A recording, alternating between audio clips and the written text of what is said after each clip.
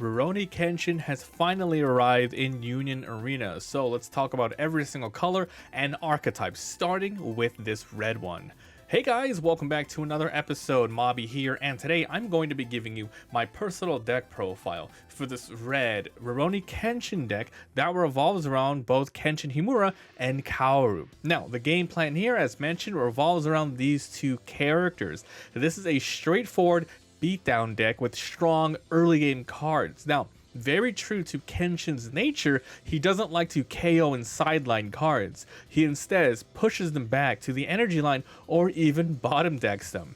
Let's go over some deck specific stuff. There are 8 events in here, 8 raid cards total, 2 raid characters for those raid cards, and they're all going to be the Kenshin Himura cards.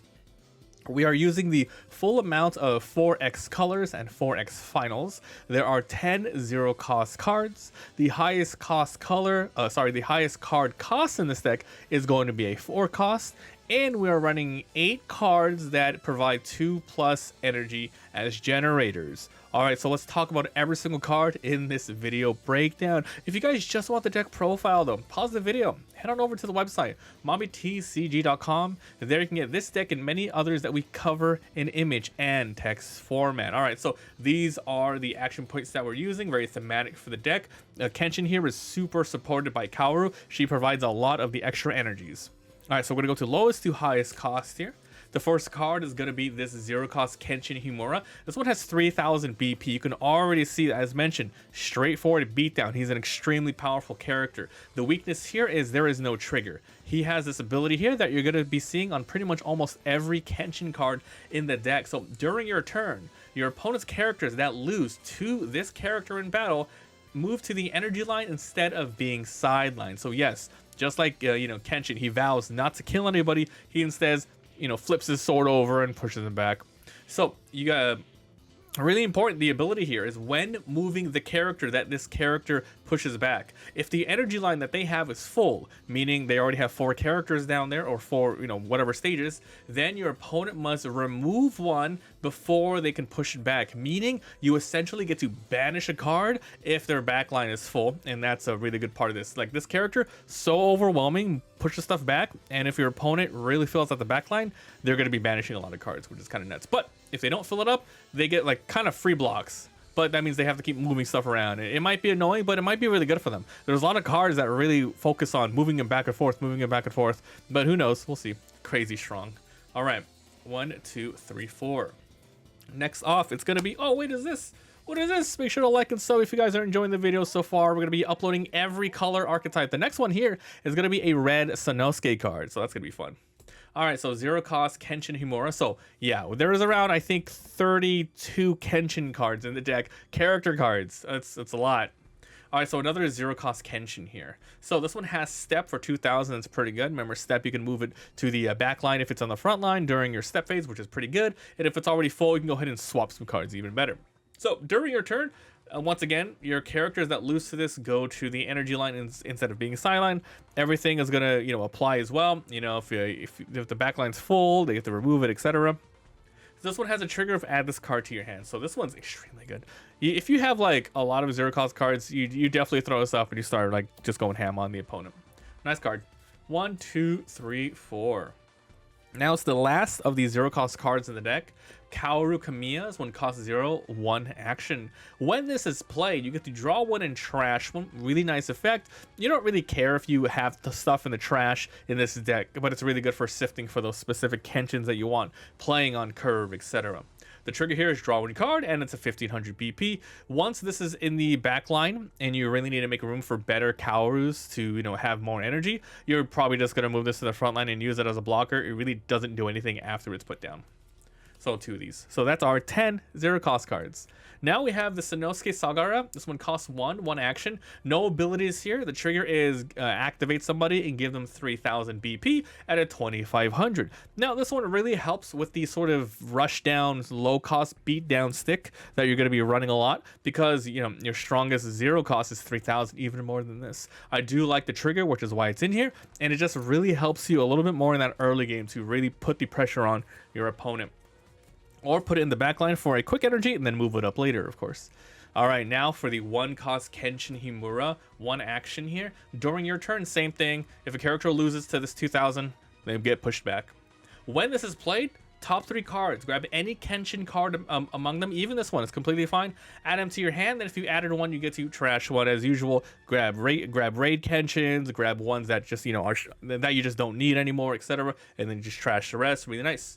The trigger here is active 3000 as well. So there's a lot. Okay, this deck has a lot of triggers. I think it's like maybe like 4 to 6 cards that aren't trigger cards. So you're gonna be seeing a lot of these. This is a pretty good deck, I think, for people who are just very new to Union Arena. It's straightforward, has a lot of good triggers to help you out, and it's just balanced. It just has everything that you need.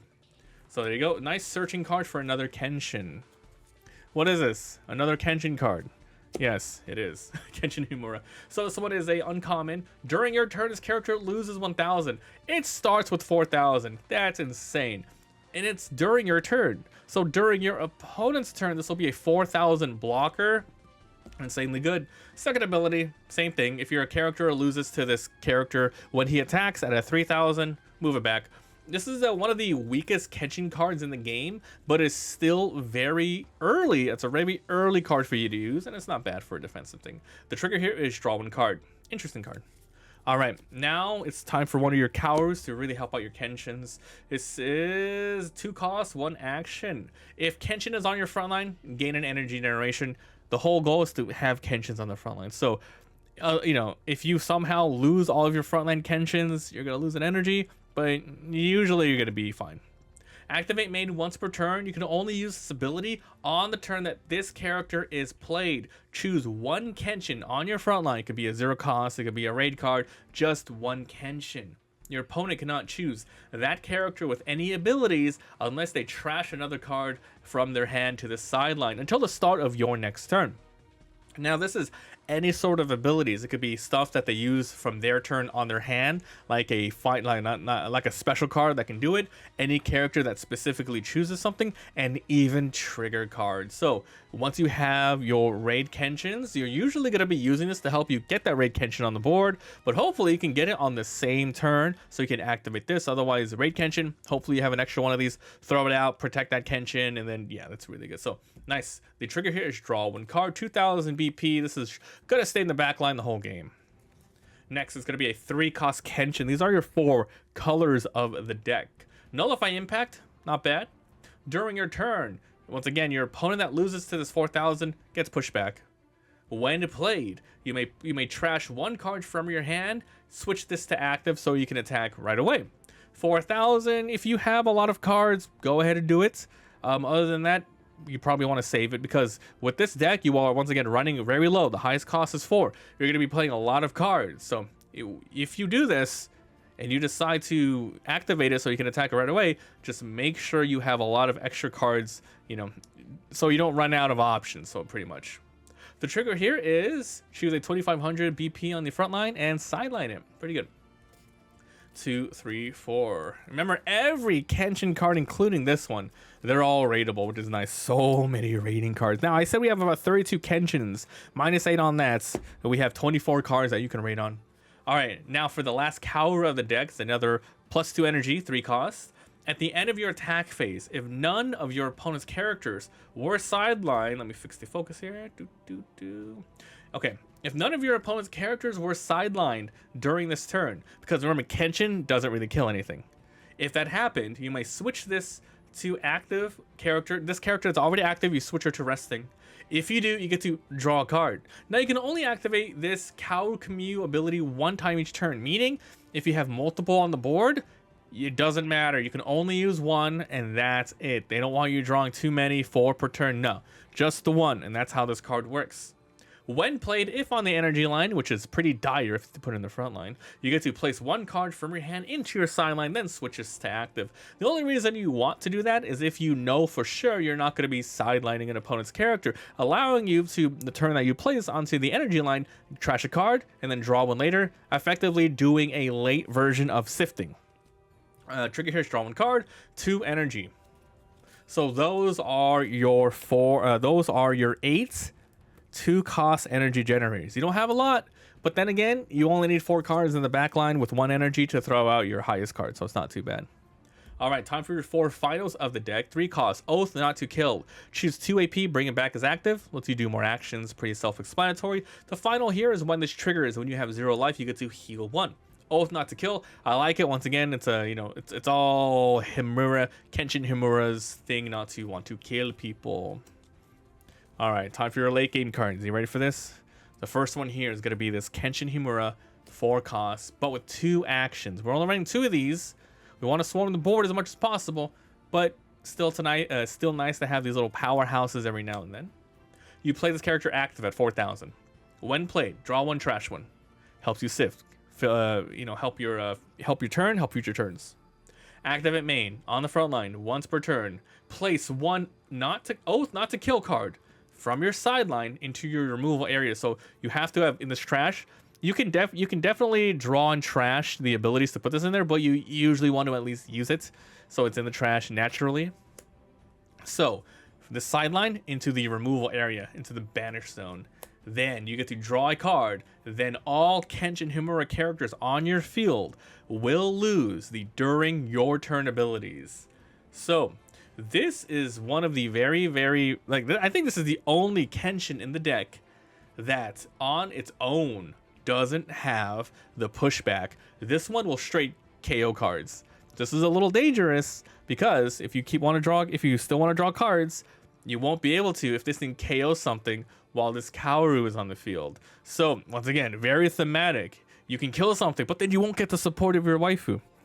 So remember, during your turn abilities. So all of this one doesn't really have one, but for this one, for example, this one is just going to be a KO to something. But also stuff like this too. This Kenshin here, this is one of the very good ones. If this one combos with this one's 3,000 on your turn. You activate this, you lose the during the on turn. This will now be a 4,000 attacker. Then on your opponent's turn, 4,000 blocker, and you get to KO something. So use this very sparingly, especially if you want to keep drawing with those Kaorus. Other than that, you really don't have a big deficit of actually KOing things in the deck. The trigger here is to add this to your hand, so it's a pretty cool card. Very cool. All right, Ryutsuisen. How do you say this? Ryutsuisen. I think I got that right. It's our 4 specials of the deck. First one costs 4. So choose 1 character 5,000 or less, and from the front line, and move it to the energy line. Nice. However, if you have a Kenshin on your field, you can bottom deck it. Damn, a bottom decking card destroys, really ruins decks that really have to put stuff in their trash to activate. Is a nice card. Pretty good. Even if you don't have Kenshin, you're just moving something back. Nice. But you're gonna have Kenshin on the board. Special trigger here is choose 1 character on the front line and simply sideline it. 1, 2, 3, 4. All right, time for the last of the 2 cards here of our raid cards. All right, this Kenshin first. 4 costs, 1 action. This has innate during the turn, pushes back if they were to be sidelined. Keep in mind, this is above the raid box, meaning if you play this without raiding, it will still have this ability up here. When you do raid, impact 1, always nice to see impact. Helps you close out games nice and easy. When played, choose 1 character on your opponent's front line and move it to their energy line. So in 1 turn with just this card, you have potential to move someone back ASAP. Then if they block, move someone back again. And if their backline keeps getting full and full and full, they keep removing a lot of their support cards. It's going to be super nasty, especially if it's another deck that I would say this deck really good at countering decks that want to go high, right? Like green decks that, have a lot of backline cards, 2, maybe 3 energies. You can destroy 1 or 2, just, really messes with their game plan. So nice. The trigger here is raid. Add this card to your hand, or if you have the energy, raid with it. And for the final card of the deck, it's another Kenshin, of course. Raid. So same thing with the other raid. Above the raid thingy, it's going to have the pushback if this thing KOs something. Now, 2 abilities. When you raid, 4,000 power. When attacking once per turn, you can trash 1 of your cards. If you do, switch this to active in order to attack twice per turn. Now, this one doesn't have the impact, but hey, if your opponent's really low, it's basically an impact. They have to block or do something. When this is also played, you get to draw a card. So the turn that you play, you are at least going to be able to draw a card and sift something so you can get a double attack. The more you attack, the more it goes through though. It's very dangerous because triggers can happen a lot, but thank God you have that 2-cost Kaoru to help these 2 Kenshins live as much as possible. This one's really good for bursting. This one's good for every single turn because, well, pretty much you have impact. Actually, this is good every single turn too. If you're really going for game, you have 2 cards. Every turn you can attack twice. Very high target removal right here. The trigger here is add this card to your hand or raid if you can. And that is the deck. Like I said, this is a very straightforward deck, all about Kenshin's very strong early game cards, pretty decent mediums with the Kaoru support, and then the late games, Oath Not to Kill. Yeah, just keep pushing things back, and it really mess with the opponent's board. Like, oh, this is a really cool deck. So let me know what you guys think about this Kenshin deck. Will you be using it? And let me know what decks you are excited for next. Remember, we cover every single deck of the set, so all the colors, we got red, blue, purple, all the archetypes. Stay tuned for them, and I'll see you guys next time. Bye.